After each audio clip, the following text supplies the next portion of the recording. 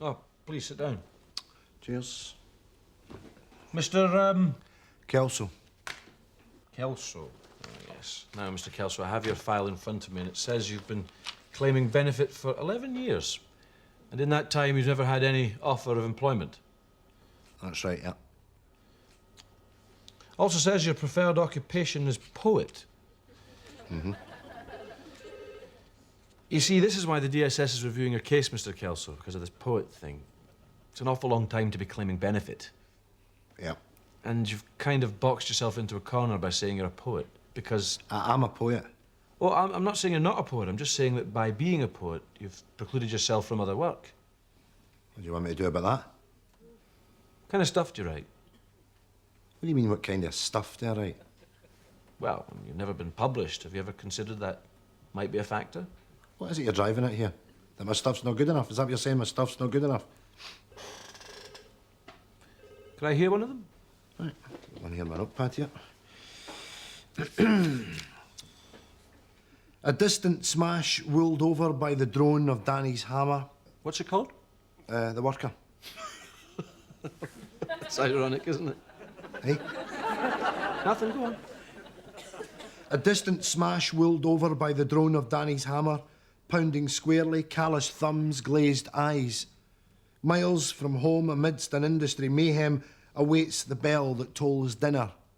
Cheese again. Well, that's garbage, isn't it? I beg your pardon? Well, it's mince. It's hardly Burns, is it? It's not meant to be Burns. I've got one for you. 11 years on a downward spiral. What's it called? Kelso's Fate. That's ironic, isn't it? No, it isn't. 11 years on a downward spiral. Every Thursday, cash the gyro. DSS don't think it's funny. They decide to cut your money.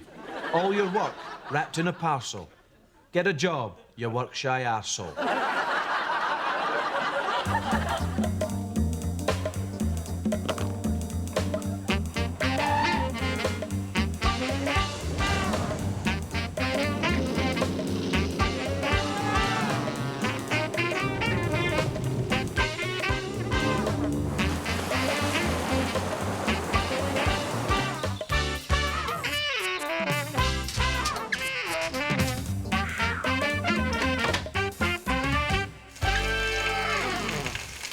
Hi there. Hi there. What's that you're eating?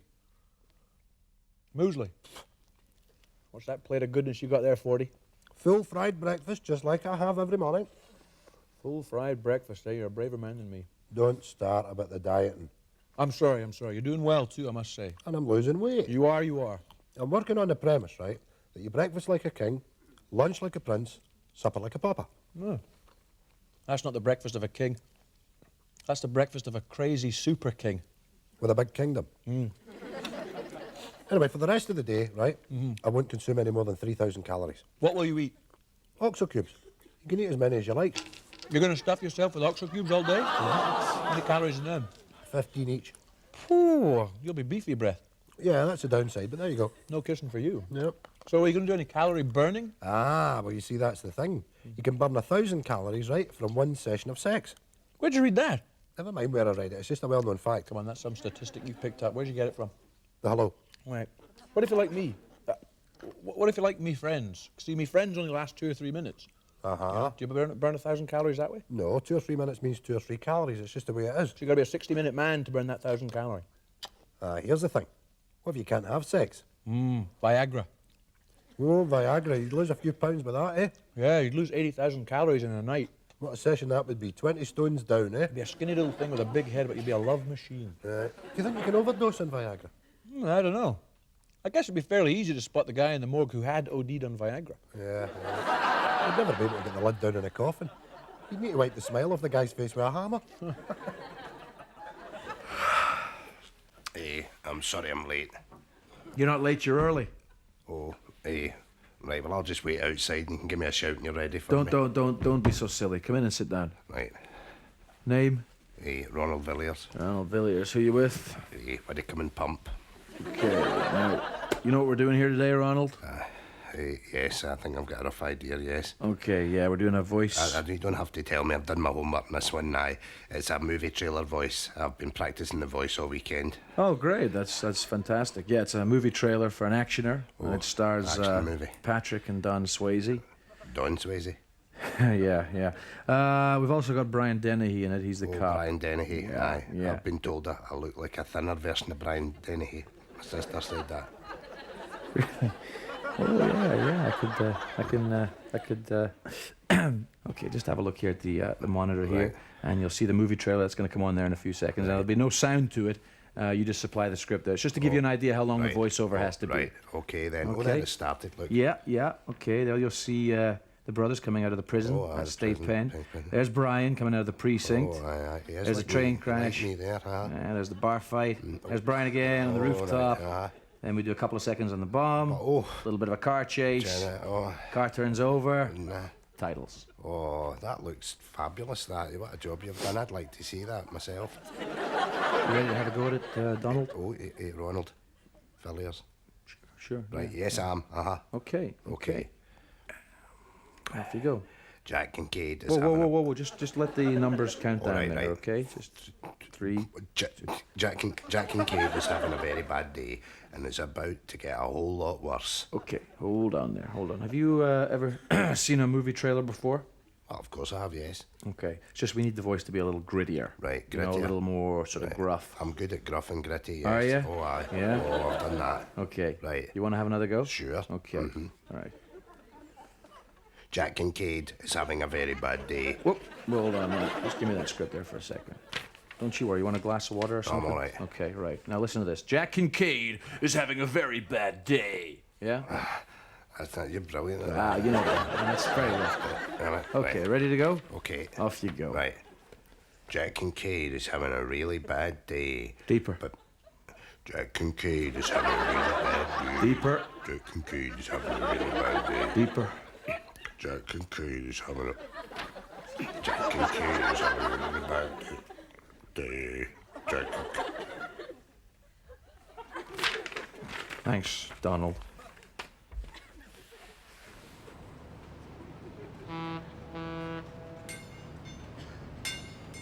Yes, we better move on. All right. You all right, yeah? All right, take it away, Charlie. All right, Charlie. That's fine, right?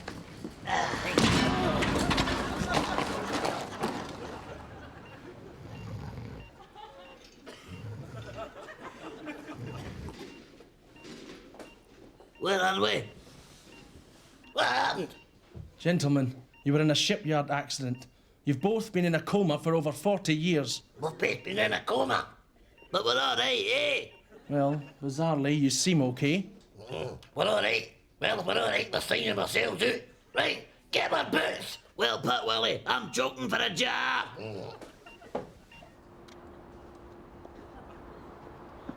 Oh, thanks. Did you clock the who? Oh, hey, 5 bob for a shot in the swings there, sweetheart. Cross-ups! Ooh, that's a fine way for a young bird to be talking, isn't it? Aye. Right. What? Pines. Here you. Oh. What have you got in your hand? Have you been stealing mini Snickers out that kitchenette again? No, Well, open your hand. I'm going up the stair. No, you're no going up the stair. I have tried with you, son. I really have tried with you. What is it you want? Is it a visit to the big house you want? The big house with the wee windies, is it? I've not stolen anything. Well, that's what they all say, eh? That's what they all say in the big house when they get the chance to talk in between the buggers and all the rest of it. Open your hand. No. Do you want me to lift that phone up? Is that what you want me to do? You want me to phone the busies and drag you right down the cop shop right now? You'll not be able to walk. I'm not going to the big house. I've not stolen anything. Oi! Don't give me any of your cheek. Is that what you're doing? You answer me back. If you have any idea what happens to boys that answer their dad back. Go to the big house. That's right, they end up in the jug, the clinker, the slammer, Shawshank without the redemption. Oh, aye, and I suppose you'll be off out tonight and all, eh? Aye. Aye, out with your big Mick biker pals to tear the tune up. No, it's school prize giving. I won the English prize. You won the English prize? Oh, son. Oh, they think a son of mine could win the English prize. I'm up proud. It's nothing da. It makes it all the more unbearable to think of you lying in some urinal somewhere, bare arse naked with the blood running out you. Is that everything for you, madam? That's everything, yes? That's the People's Friend and 20 Peter Stuyvesant. No Caesar today, then? Sorry? You're not buying dog food today? Usually buy dog food on a Tuesday? Oh, yes. Well, I'm afraid I won't be buying dog food anymore. Oh, why's that? Because little Binky passed away. Oh, I'm sorry to hear that. Were you very fond of little Binky? Oh, I was. What kind of dog was he? A Scottish Terrier. Oh, I'm so sorry about that. Scottish Terrier. I wish I had a wee Scottish Terrier in here sometimes to keep me company. I'm in here on my own, you know, every day, day after day after day. But was Binky all you had in the world then? Well, no. Actually, I have 3 sons. Oh, they come round and visit me regularly with my grandchildren. Oh, so are they coming round today then? Not today, no. So you can be all on your lonesome, eh? Listen, here's an idea. Why don't I just shut the shop for a couple hours, eh? I'll get some Numbari and some milks and some French Francis, a couple of individual trifles, and I'll come round to yours and we'll make a day of it, eh? We'll have tea and cakes. What about that then? And we could chat and you could show me some pictures of your grandkids. What do you think? I forgot. My sons are coming round this evening. Oh, well, that's even better. I could meet them. May I just pay for my shopping, please? Yes, certainly. That's £3.65, please. There you are. But where about your change? Keep the change. Your sons will stop coming round one day, you know. They're having too much fun to visit old Mum. I'll still be here. I can eat a scabby-headed cow. I can eat a farmer's ass poking through a hedge. Whoa! I'm no eating that, but... What is that? A walloper? Can you get a walloper supper, aye? Here, have a squatch of that. Pizza. Oh, you're charging for a pizza now? Yeah, I thought pizzas were for free. Maybe they've got a fancy pizza pot out the back. What are you for? 2 bottles of iron brew. What? Listen, doll, we're not going deep sea diving. Aye, who do you think we are? Hans and Lottie Hass? Oh, Mrs. Devlin. You're Tommy. Billy. Jimmy. I'm Mark. Mark, that's right. How are you, Mark? I'm fine. How's yourself? Oh, I'm Gallus. Now, is it the full arcana you're wanting, a crystal ball reading, or you can have the skull? A skull? What's that? You read my skull? No, I've got a skull, a rather special skull. Oh, well, I'll go for the skull, aye. Skull's £2 extra.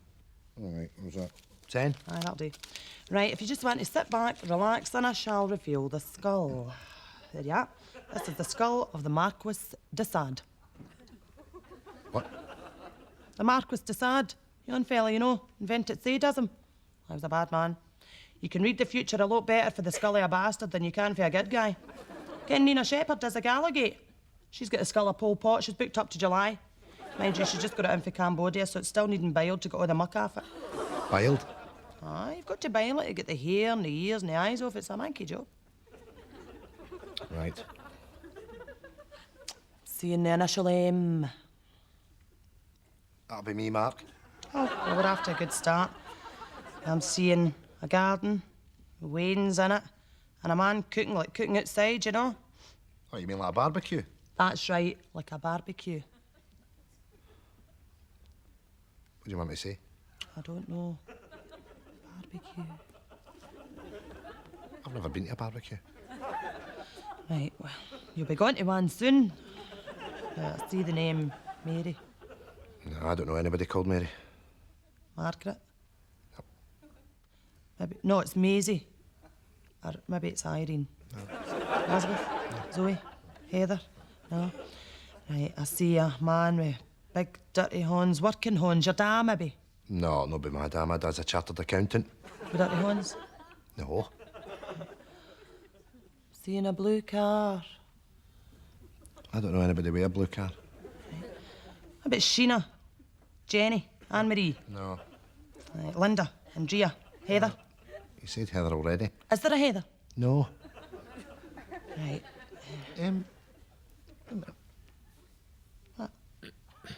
What? That surely can't be the skull of the Marquis de Sade. How? To me. Ah, but this is the skull of the Marquis de Sade when he was a wee boy. What? That'll be us, darling. Aye, but listen, don't go to any trouble, sweetheart. Aye, we'll wait for the nail barber. No. Come on, I'll give you a shampoo anyway. No. No, I washed mine this month. Can you not smell the carbolic? Aye, the only time I've ever get my head in the sink is when I'm spewing up my ring. Well, I think you would feel the benefit for it. Well, it doesn't matter, because here's the male hairdresser now. Hiya, Kevin. Hiya. Oh, just what I love. A pair of blank canvases screaming out for a makeover. If it's all the same with yourself, Kevin, we've changed our minds. This place seems a wee bit overpricey for us anyway. Oh, come on. Aye, remember for that price, not only does Kevin cut your hair, but I give you a blow dry as well. Is that a fact now? So, the blow dry is included in the price? Naturally. That sounds rare. One will get fired in amongst it. Aye, as long as that boy Kevin isn't dishing out the blow dries. Now it's time to rejoin Joan at the Janandra B&B as the holiday season approaches and tensions mount in Largs Uncovered. It's 9 a.m. Joan makes everything shipshape for the arrival of the B&B's new guests. Well, I've got 3 rooms completely booked out for the weekend. So quite relieved about that. It's the first weekend of the season. I've got Mr. Dorsey and his niece. They've been coming here every year for the last 2 years this year. An elderly couple, Mr. and Mrs. Carson. They've been coming here every year for, even since the previous owners were running it. And I've got the blind fella, Jim. He's just lost his mother, so I've moved him into a single. He lives here all year round. Busy. Oh, excuse me. The towels are folded, the sheets are washed, and the Carsons arrive. Joan is a big believer in public relations and always greets the guests at the door. Hello, Mr. and Mrs. Carson. Nice to see you again. Hey. You're both looking well. Hey, key. Yeah, right, there's your key, Will. Enjoy your stay. Joan is uptight, as her husband Andrew has been drinking and is monopolising the living room. Well, I'm actually a bit uptight. It's my husband, Andrew. He's been drinking again. He's monopolising that living room. He's watching stars in her eyes. My husband doesn't always drink, just in the holiday season. Oh, no! You're like bossy! It's his idea to open a B&B, but after the first year, I couldn't get him to lift a finger. Excuse me, what is it, Mr. Dorsey? Oh, right, yes. My niece is having a nap at the moment. I was just wondering if it was all right to come down and watch some television. Andrew's in there, Mr. Dorsey. Oh, right, I'll just leave it, thanks. Just go back upstairs. Tell me, will you be changing the sheets in the morning? Oh, Dorsey, I know what you're up to with that niece. Huh? Who comes to a B&B with a 22-year-old niece? You dirty clatty gay! Shut it, Andrew! Ach!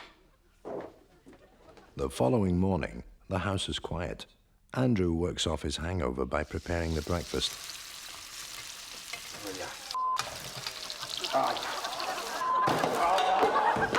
While Joan seats the guests. Right, come on now, Jim. Blind or no, you ken you've to be down here for 5:45. Sorry, Joan. It's my new room. Couldn't find my cupboard to get my clothes. I'll let you off it this time. At least you've cleaned your teeth. Right, Mr. and Mrs. Carson, is it the full breakfast you want? Full. Oh, Joan, where's that Dorsey pervert? For God's sake, Andrew, will you leave it? Dorsey, you filthy shagger! Get off the bones and get down here for your breakfast, or it's gone in a bin! It's 11 a.m. Mr. Dorsey and his niece have yet to surface, and Andrew's been drinking. Ah, shut up. Dorsey! Open this door! Are you taking the piss? Dorsey! Out of my ear! Put this in! Tragedy has struck. Both Mr. Dorsey and his niece lie dead. Joan is upset. Oh, I'm gutted. I'm gutted. Booked him for a week. When you're older, wouldn't it be nice to have a permanent income to rely on, even although you haven't organised a personal pension? Well, with Home Free, you can have all the benefits of a personal pension without any of the planning. If you own the house you live in, and the house is worth £70,000 or more, and you have little or no mortgage to speak of, then Home Free will release part or indeed all of the equity in your property, giving you a carefree pension to spend on whatever you want, whenever you want, and live in the house for the rest of your life. There's no difficult forms to fill in, and no salesman's going to call. Here's how it works. If you live to, say, the ripe old age of 95, then you have us humped. But if you should get sick before then, which will probably happen, then Home Free will do their utmost to snatch your property from underneath you, and then forget all about your sad old wrinkly arse. Home Free, where hopefully we can get your home for free. OK, Betty, let's go past the war now to the time of rationing. Tell me, what are your memories? Well, it was a good time to be living. We felt we'd come out of a bad period, you know, a dark period. Everybody was happy, even though there was rationing. Must have been very hard for you to try and feed and clothe your family and indeed keep them all together. Tell me, how many children did you have? 11. 9 by different fathers and 2 by my Charlie. Yes, quite. But you did manage to get food on the table. Aye, well, I just sold my ration book because me and my pal Rose could get as much meat and stuff as we wanted. From the black market? No, out the shops.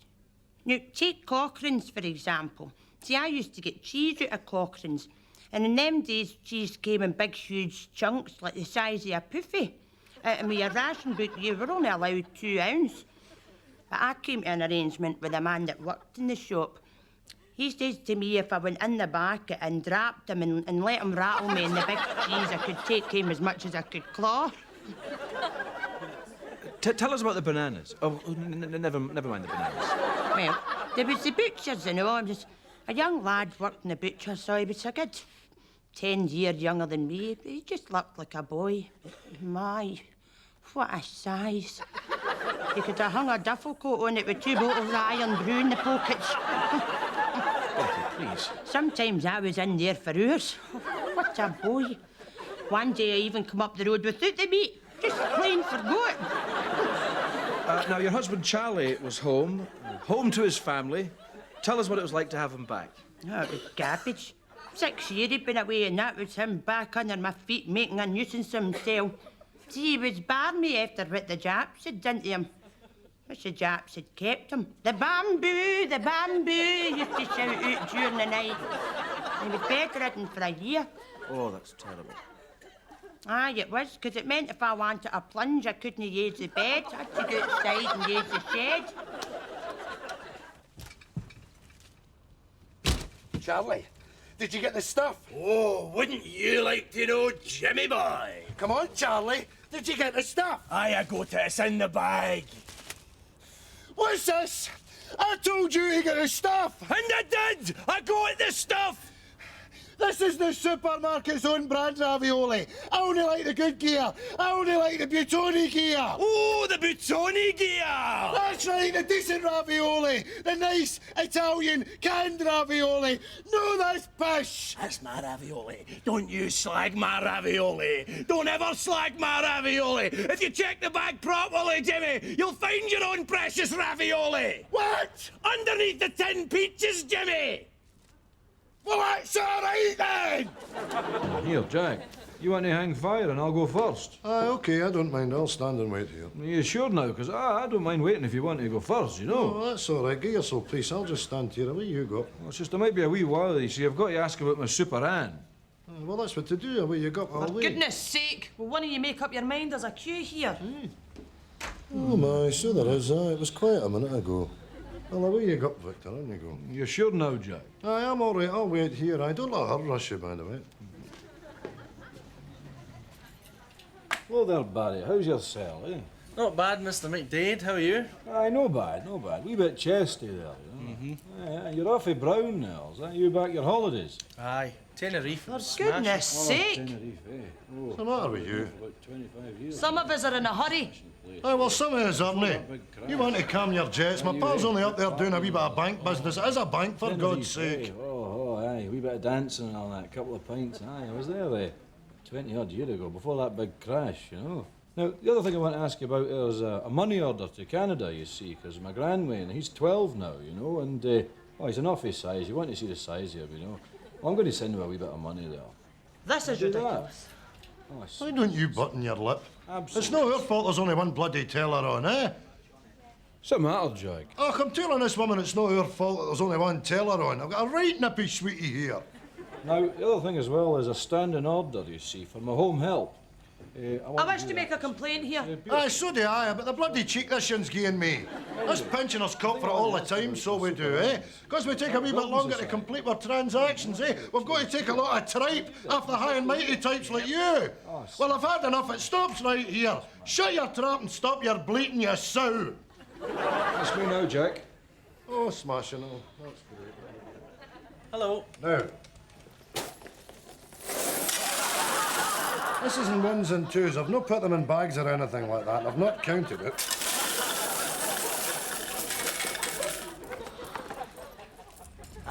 You can't beat Saturday at the Fitna, eh? Swaying about the terraces, firing into a few pale ales and then pushing into the car. Aye, you're not wrong, aye. It's absolutely brilliant, isn't it? What about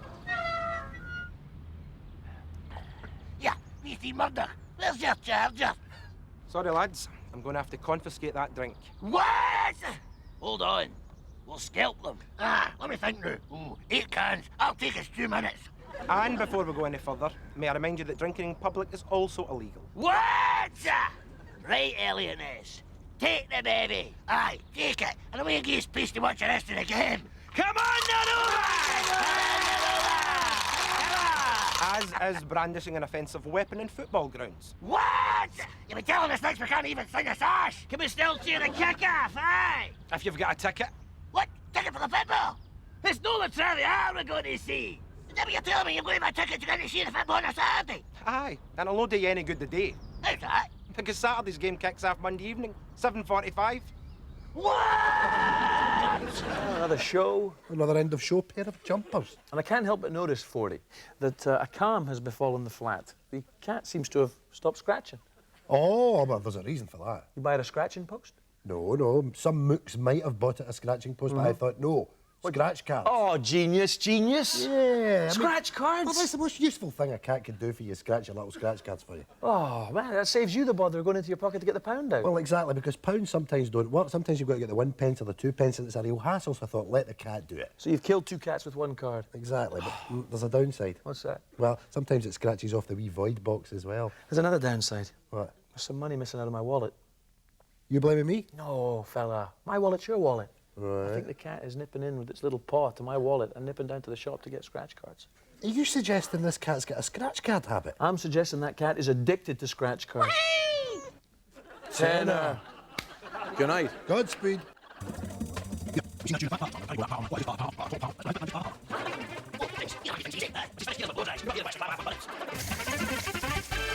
Have you ever seen a guy making water? Then I don't know steam. You catch your phone in a water, and you can't see the extra steam.